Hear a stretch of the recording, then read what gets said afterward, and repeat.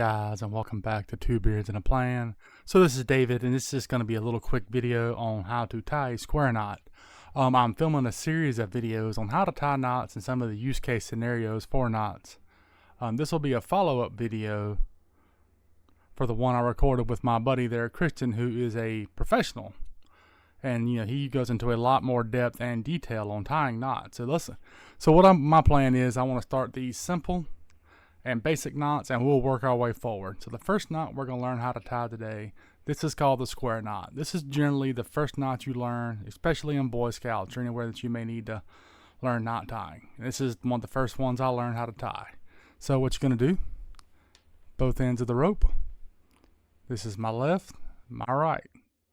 And I have the left where I start, indicated with the yellow electrical tape. So you're going to take the left over the right, left under, take the right over the left and go under, pull it tight, and ladies and gentlemen, that is how you tie a square knot.